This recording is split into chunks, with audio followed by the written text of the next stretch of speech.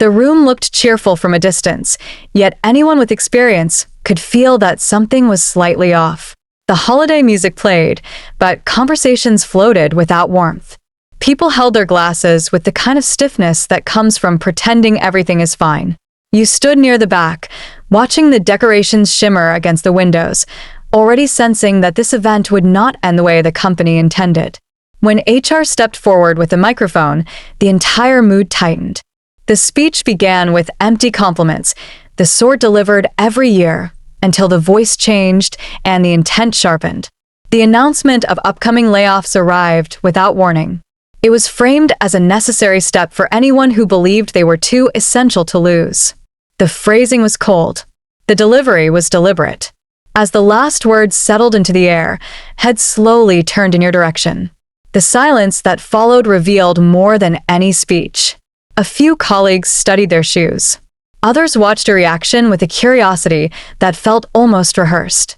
One or two exchanged the kind of smile that appears when people think they have quietly outgrown someone. You did not offer a single answer. You remained composed and simply observed the atmosphere shift around you. You left before the cake was served. You walked through the hallway without bitterness, yet with a clarity that felt strangely energizing. Something deeper than disappointment rose in you. It was the awareness that the evening had just opened a door you never planned to walk through, but now felt impossible to ignore. In the days that followed the announcement, the question lingered in your mind. It was not about why they targeted you, but about how they convinced themselves that losing you would not change anything. When people spend years watching someone deliver results without noise, they begin to imagine the work happens by itself. Your steadiness became so familiar that it blended into the background. They mistook consistency for simplicity and routine for lack of depth. What they never saw were the early mornings spent resolving issues before anyone else arrived. They never noticed how many potential crises ended quietly because you intercepted them before any client felt the tremor. The emails you drafted at sunrise prevented countless misunderstandings. The meetings you coordinated in advance kept entire departments aligned. You were the one who made sure the machine never shook, yet they credited the calm to luck. Clients trusted you because you listened to the words they did not say. You remembered their concerns, their seasonal challenges, their long-term goals. They did not complain because you never allowed a problem to grow into frustration. Your value lived in the smoothness of their experience, not in dramatic displays of performance. Management confused the absence of noise with an absence of contribution. You watched the shift happen over time. A new group arrived with louder voices and shorter memories. They celebrated visibility rather than impact. You did not argue with them. You observed. You understood that people often overlook the foundation until it moves. So you kept doing the work, storing every detail for the moment when clarity would matter. That evening, the sound of the party still echoed faintly in the corridors as you returned to your office. The tree lights were still glowing, forgotten by whoever locked up. The silence felt heavier than usual, yet it allowed you to think with a clarity that had been missing for months. You sat at your desk and opened the archive you had built over the years, a collection of documents that most of the new managers had never bothered to learn. You began with the early contracts. These were agreements you had shaped carefully, piece by piece, during a time when the company still valued precision. Hidden inside were details that guided client transitions, responsibilities, and future rights. Each clause held a story, a reminder of meetings where you fought for structure while others focused only on speed. As you read, you could almost hear the voices of those who had signed them, trusting your judgment without hesitation. The more you reviewed, the clearer the path became. The files confirmed that your role had never been a simple administrative convenience. It had been a bridge between the company and its largest accounts. These agreements carried your influence, your corrections, your foresight.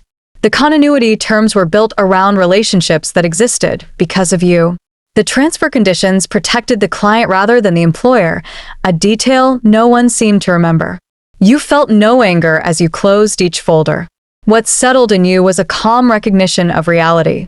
They believed your silence meant vulnerability, yet every document revealed something different. The leverage they overlooked was already written. It simply waited for the moment you would need it. The morning after the party, the office was still quiet when your phone rang. The call came from a number you recognized immediately. It belonged to the company's largest client, the one whose account had shaped entire quarters of revenue. You expected a routine conversation, perhaps a year-end greeting, nothing more.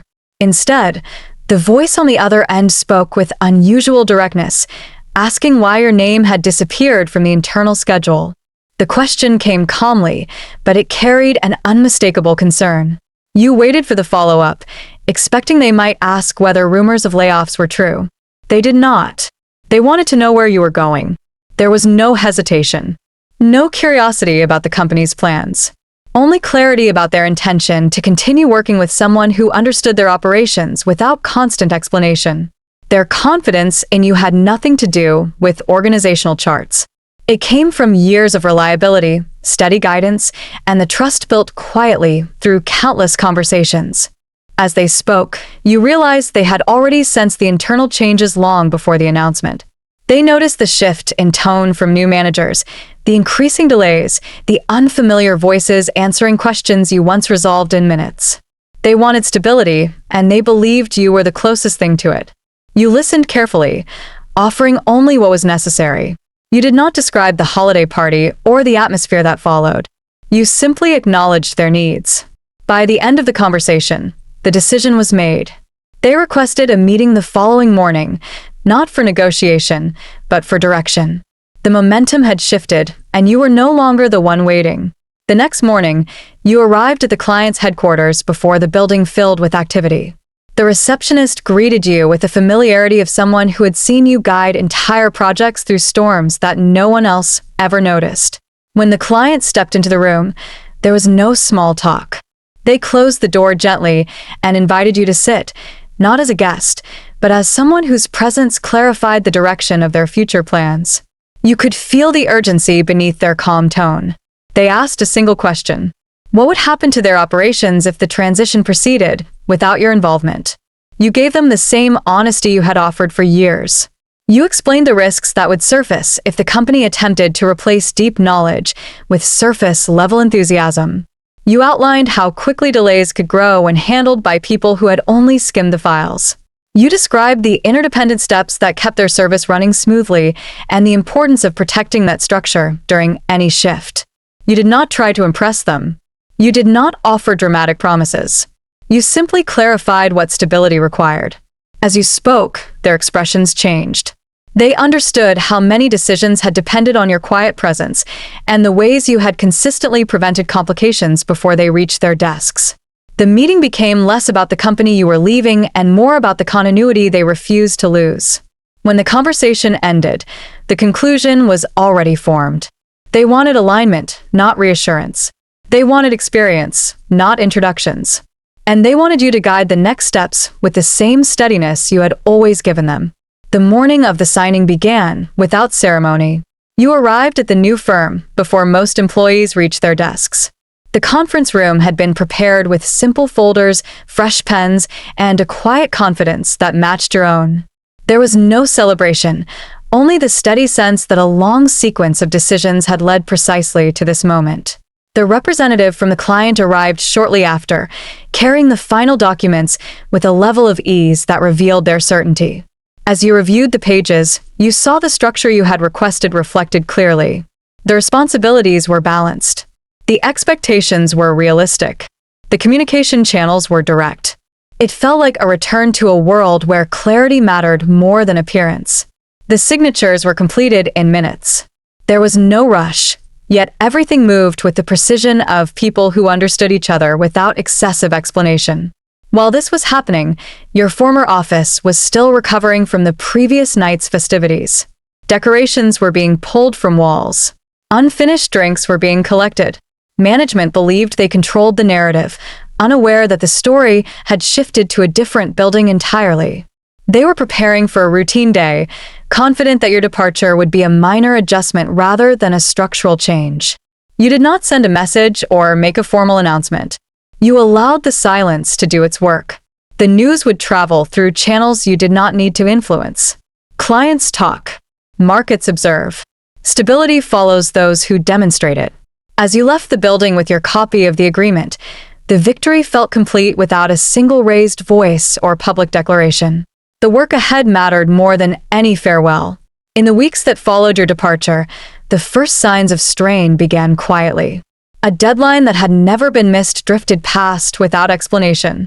At first, management blamed a temporary overload, certain that the team would recover once routines settled. Yet the delays grew, reaching the clients who were never supposed to feel the tremors. What had once been smooth became unpredictable. The rhythm you protected for years no longer existed, and the cracks grew wider each day. Calls from partners increased as confusion spread through departments. Simple questions required long meetings. Files that you updated instinctively now required committees to interpret. The systems you kept aligned through memory and observation no longer responded to those who tried to replace experience with improvisation. The office began collecting documents in folders titled urgent and unresolved, a sign that the quiet knowledge you carried had never been written anywhere. Attempts to rebuild your methods turned into endless conversations.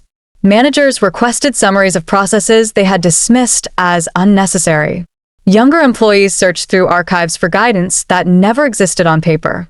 People who once overlooked your presence now struggled to understand how much depended on your steady intervention. The company continued operating, but its pace slowed. Projects took longer. Clients grew less patient.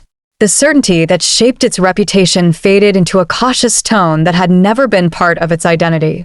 There was no collapse, only a gradual shrinking of confidence. You observed from afar without bitterness.